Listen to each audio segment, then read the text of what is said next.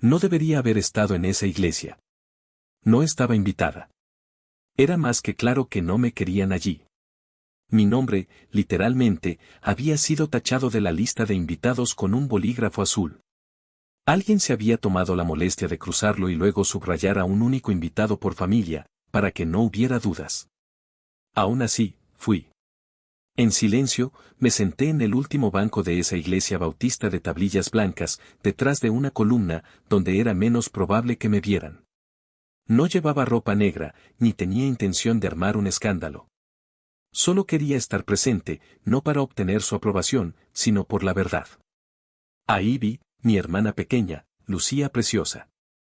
Siempre lo hacía, rubia, elegante, el tipo de mujer que nuestra madre describiría como el vivo retrato de la decencia sureña. Caminaba por el pasillo del brazo de nuestra madre, no del de nuestro padre. Él había fallecido hacía 6 años. Le dijeron a la gente que era cáncer. No era verdad, pero esa no es mi historia para contar, al menos no todavía. El pastor estaba de pie debajo del arco floral y dio la bienvenida a todos. Ofreció una breve bendición. Daniel, el novio, esperaba con calma, vestido con su traje gris, las manos juntas. Lo vi mirar una vez hacia el fondo de la iglesia. Sabía que yo estaba allí. Eso no estaba en el plan, al menos no en el suyo. Entonces el pastor pronunció las palabras, la frase que todos conocemos, que todos esperamos, pero que nadie contesta jamás. Si alguien aquí presente tiene alguna razón por la cual estos dos no deban unirse en sagrado matrimonio, que hable ahora o calle para siempre. Silencio, una tos, un bebé quejándose en su cochecito. Entonces Daniel levantó la mano. No había dramatismo en su gesto, ni tormenta, solo un movimiento tranquilo, deliberado, como si estuviera alcanzando un vaso de agua. El pastor parpadeó. Sí, hijo. Daniel se giró ligeramente, encarando los bancos. No es una objeción, dijo, pero tengo algo que necesito leer. Es una carta de alguien que no está en la lista de invitados porque no se le permitió estarlo. Murmullos recorrieron la sala como una repentina ráfaga de viento entre la hierba alta. Vi cabezas girarse. La espalda de mi madre se puso rígida, pero no se movió. Daniel alzó una página doblada. Es de la hermana de Ivy. Se llama Miriam. Tal vez algunos de ustedes la conozcan. Tal vez a algunos de ustedes se les dijo que no preguntaran por ella. Alguien cerca del frente, tal vez tía Clare, jadeó audiblemente. Algunos se removieron en sus asientos. Un hombre detrás de mí le susurró a su esposa, creía que se había mudado a Chicago. Yo no me moví. No levanté la mano.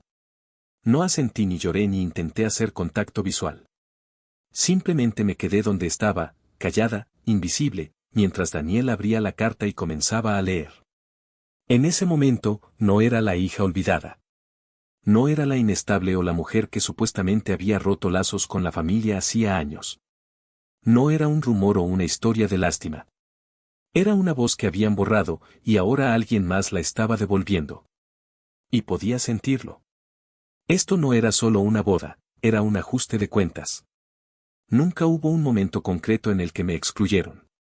Ninguna puerta cerrada de golpe, ni gritos dramáticos, ni maletas en el porche. Fue algo progresivo, una serie de silencios y omisiones que me fueron dejando cada vez más al margen. Fue algo gradual, como el moho que se extiende sigilosamente por la pared, silencioso, inevitable, definitivo. Tenía 25 años cuando cancelé mi boda.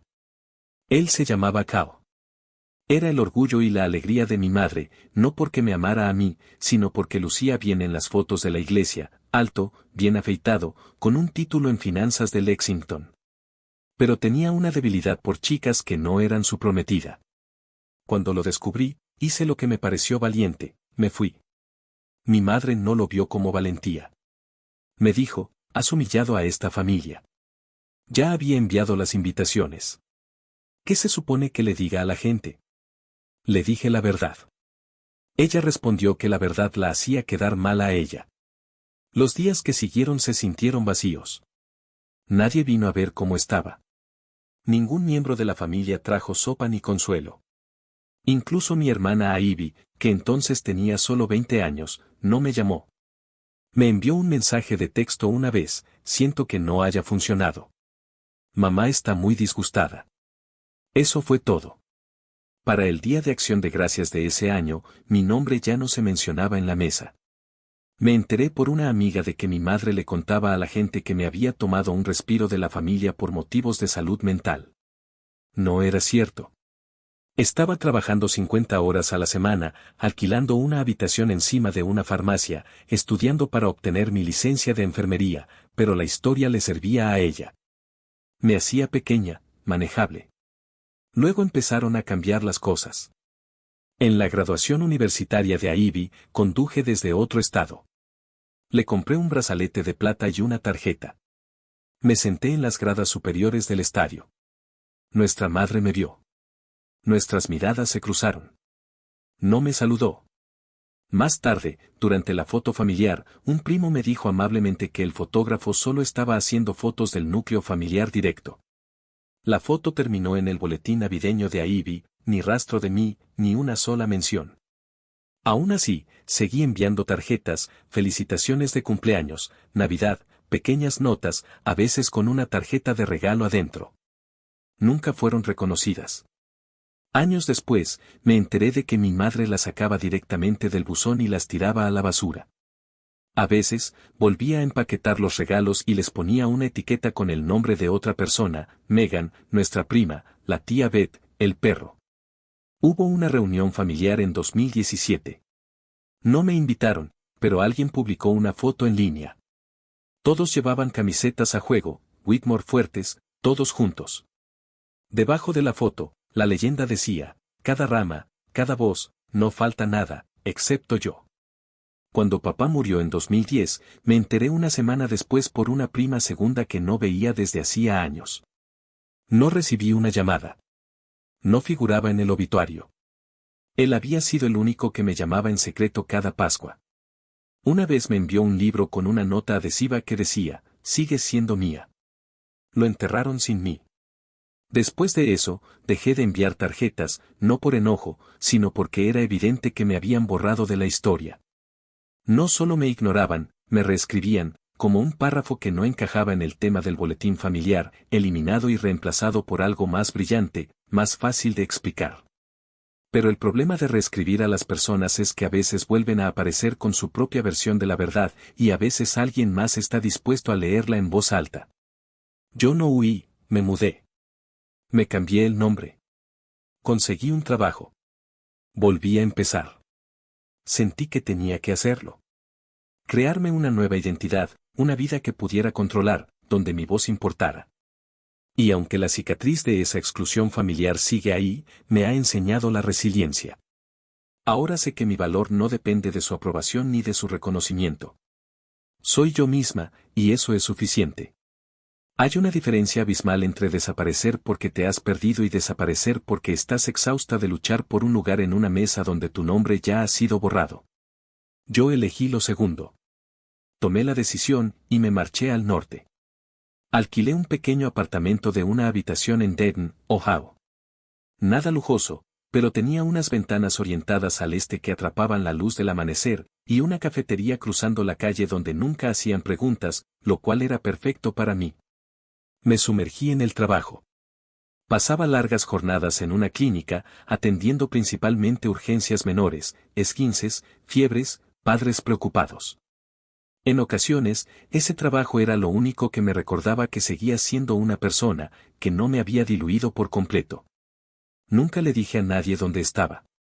No era que no quisiera ser encontrada, sino que nadie me estaba buscando, al menos eso pensaba yo. El único lazo que mantuve fue con la iglesia donde mi padre había ejercido como diácono durante casi 20 años. Sabía que estaban pasando por dificultades económicas tras su muerte. Cada mes, enviaba un giro postal sin remite, firmado únicamente como para la obra misional en memoria de J.W. Nunca supieron que era yo.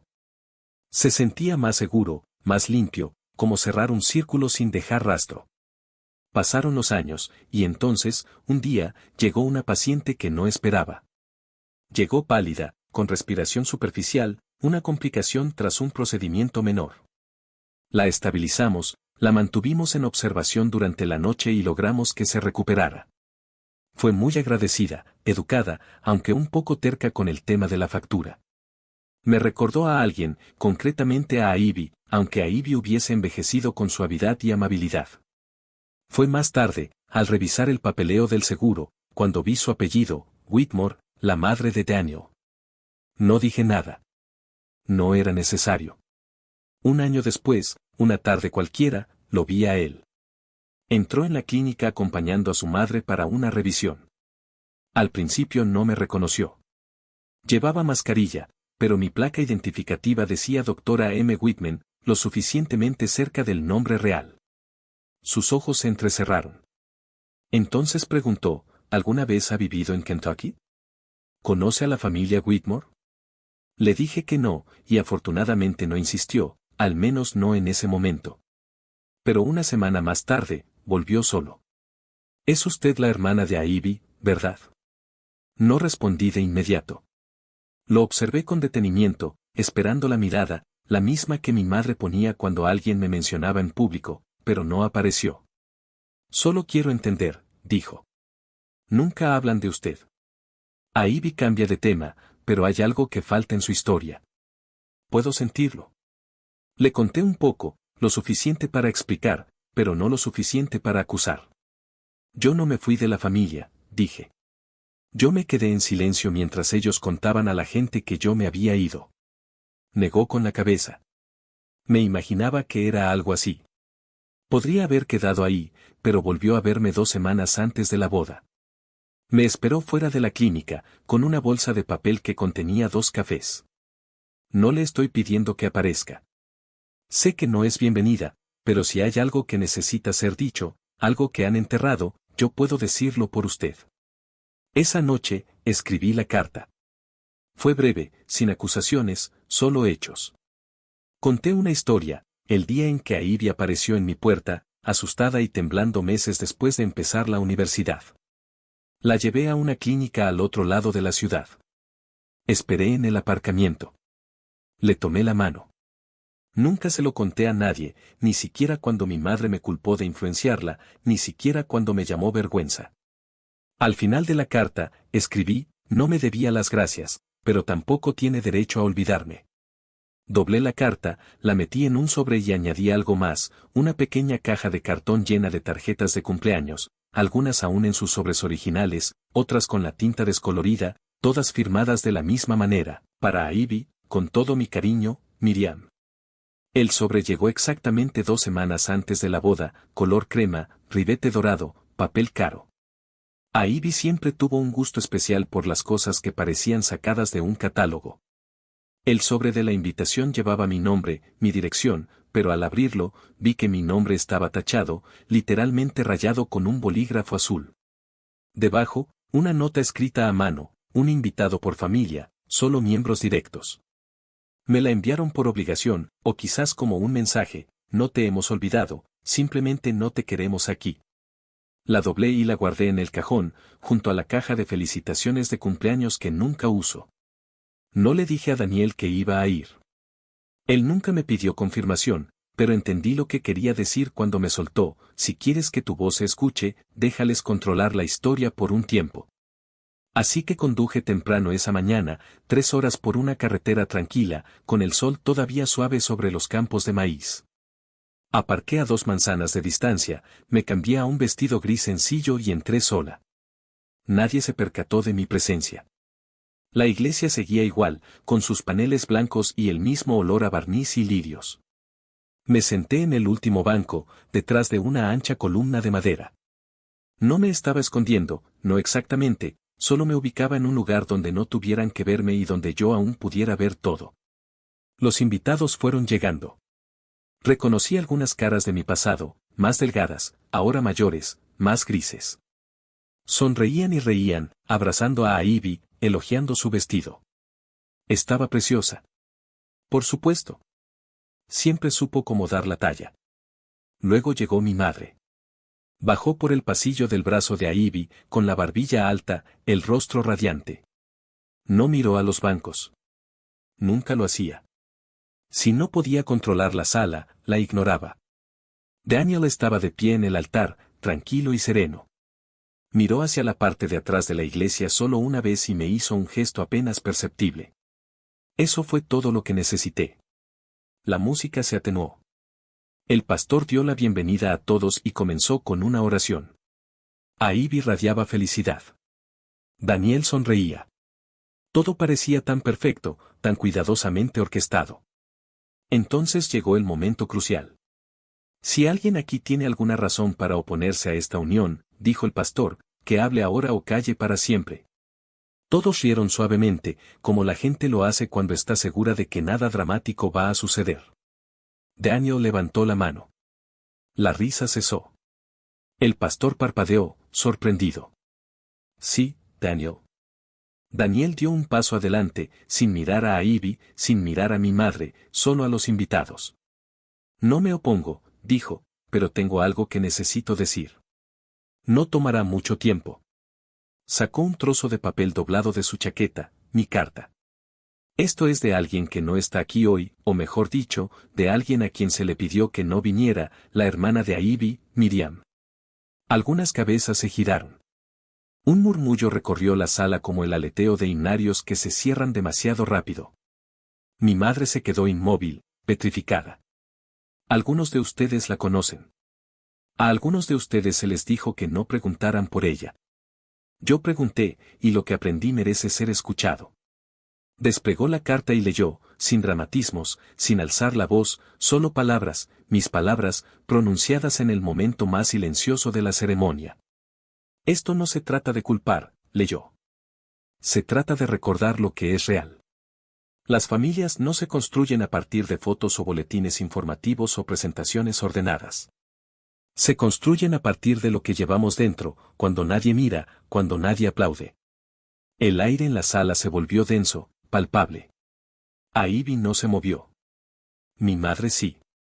Su control se resquebrajaba ante la irrupción de mi verdad. El rostro de ella se crispó y se levantó de golpe. Esto no forma parte de la ceremonia, Siseo, este no es su momento. Desde el fondo de la iglesia, donde permanecía sentada, casi invisible, sentí el silencio que se apoderó del lugar. Incluso el pastor enmudeció. Pero por primera vez en años, no me sentí borrada. Alguien había pronunciado mi nombre, y ya no había vuelta atrás. Daniel hizo una pausa y la miró fijamente. Tienes razón. No es suyo, es mío, y elijo agradecer a alguien a quien debimos haber agradecido hace mucho tiempo. Permanecí sentada mientras Daniel doblaba la carta y la guardaba de nuevo en el bolsillo de su chaqueta. No dijo nada más. No necesitaba hacerlo. El silencio en la iglesia no era de enojo. Era algo más profundo, desorientador, como si a la gente le acabaran de decir que el suelo que pisaban ya no era sólido, y tal vez nunca lo había sido. Ivy no lloró. No salió furiosa. No buscó la mano de Daniel. Simplemente se quedó allí, quieta y parpadeando, como alguien que escucha su propio nombre en una historia de la que no sabía que formaba parte. El pastor se aclaró suavemente la garganta y continuó con la ceremonia, votos, anillos, un beso que pareció incierto, pero lo superaron. Esperé a que comenzara el desfile nupcial, hasta que la gente se levantó y aplaudió, y la música cubrió el movimiento. Entonces me escabullí hacia el estacionamiento de grava detrás de la iglesia. No necesitaba una conversación. No vine en busca de un cierre, pero la oí antes de verla. ¿De verdad las guardaste todas? Me giré. Ivy estaba a pocos metros de distancia, sosteniendo la caja de cartón que había enviado con la carta. La tenía agarrada al pecho como a un bebé o una bomba. Abrió la tapa y miró hacia abajo. Docenas de sobres, algunos amarillentos por el tiempo. Uno todavía tenía una etiqueta de una farmacia encima de la que solía vivir. ¿Seguiste enviando esto?, preguntó, aunque no terminó la frase. Incluso después de que nunca contestaste, terminé por ella. Sí, lo hice. Levantó la vista, y por primera vez vi algo detrás de sus ojos que no había visto desde que éramos adolescentes, la chica que una vez se colaba en mi habitación cuando había tormenta por la noche, la que me pedía prestados mis suéteres y nunca los devolvía. ¿Por qué?, preguntó. Porque yo no te dejé a ti, dije. Yo los dejé a ellos. Hay una diferencia. Asintió lentamente, luego sacudió la cabeza como si el movimiento se anulara a sí mismo. No sé qué decir. No tienes que decir nada, respondí. Solo no sigas fingiendo que nunca estuve aquí. Volvió a bajar la mirada, pasó los dedos por el sobre superior. No recuerdo este cumpleaños. Estabas cumpliendo 21 años. Te envié una tarjeta con 21 billetes de $1 pegados con cinta adhesiva. Pensé que era ingenioso. Nunca lo recibiste. Sus labios se tensaron, pero no lloró. ¿Esa fue la historia de la clínica?, preguntó suavemente. Asentí. Me pediste que no se lo contara a nadie. No lo hice, hasta ahora. No debiste haber sido tú la que lo cargara. Yo fui la única que me quedé en el coche. Cerró la caja. Estábamos allí, dos mujeres que compartían un apellido pero no habían compartido una comida en casi una década. El aire entre nosotras no era de enojo, era pesado, como una puerta que había estado cerrada durante tanto tiempo que ya no encajaba en el marco. No quería que te borraran, dijo. Fue la única disculpa que necesité. Lo sé, dije, pero les ayudó a ellos, así que permitieron que sucediera. Ella no respondió, solo giró la caja entre sus manos. No te estoy pidiendo que arregles nada, continué. Ni siquiera te pido que creas todo lo que te he contado, pero ahora tienes las cartas. Tienes las fechas, la letra. Está todo ahí. Me miró fijamente, de verdad me miró. No puedo prometerte nada, susurró. No busco promesas, repliqué, solo la verdad, eso es todo. Asintió una sola vez, luego se dirigió de nuevo hacia la iglesia, y por primera vez en años, no miró por encima de su hombro. Pero yo sabía que leería cada palabra. No me quedé a la recepción. Me escabullí por la puerta lateral de la iglesia justo antes de que empezaran a lanzar el arroz, a hacer las fotos y a cortar el pastel. Nadie me detuvo. Nadie me llamó. Y por primera vez, eso no me dolió, se sintió como paz, una calma inesperada que me invadió. Caminé hacia mi coche, por el mismo camino por el que había venido, sola, firme. Al salir, pasé por la mesa del libro de visitas, donde la gente había dejado tarjetas y garabateado felicitaciones con un bolígrafo plateado. Me detuve un momento, busqué en mi bolso y coloqué algo junto al ramo de hortensias blancas, una fotografía enmarcada de 1998. Era una de las pocas fotos familiares donde aparecíamos los cuatro sonriendo, mamá, papá, Ivy y yo, en una feria del condado, de pie frente a un oso de peluche gigante. Ninguno de nosotros ganó. La foto original había sido recortada hacía años. Mi esquina, la parte donde yo salía, había sido cortada limpiamente. La había encontrado en un cajón de la casa de mi madre la última vez que me permitieron entrar. Pero yo aún conservaba el pedazo que faltaba. Lo había guardado, al igual que guardé todo lo demás aquella mañana antes de la ceremonia, con un propósito latente. Lo había pegado de nuevo, no a la perfección, claro. Los bordes no encajaban del todo, pero estaba entera de nuevo. En la parte de atrás, había escrito con una letra pequeña y uniforme, aún recuerdo dónde estaba parada. No esperaba que nadie la enmarcara ni siquiera que la guardara, pero la dejé allí de todos modos. Algunas cosas merecen ser vistas, aunque sea una sola vez. Era importante que existiera esa prueba de que yo también estuve ahí. Más tarde esa semana, recibí un sobre por correo. No tenía remitente, pero reconocí la letra. Dentro había una sola nota escrita con la letra cuidadosa e inclinada de Ivy. A partir de ahora, no permitiré que lo cuenten mal de nuevo. Eso fue todo, ni disculpas, ni explicaciones, solo 7 palabras. Fue más de lo que jamás esperé y exactamente suficiente. La coloqué en la caja con las tarjetas de cumpleaños, las que tenían la tinta desvaneciéndose y las esquinas curvándose, pero aún firmadas de la misma manera, año tras año, para Ivy, con todo mi amor, Miriam. No las guardaba por amargura. No me aferraba a ellas porque necesitara pruebas. Las guardaba porque eran reales, porque yo había sido real. Habían contado la historia sin mí durante tanto tiempo, se la habían contado a vecinos, a primos, a extraños en bodas y funerales, una versión de la verdad que era más fácil de llevar. Pero ahora la verdadera historia había sido contada, no en voz alta, no cruelmente, solo claramente. Y una vez que algo ha sido dicho, no se puede retractar. No fui a arruinar una boda. Fui para que nunca más pudieran pretender que yo no era parte de.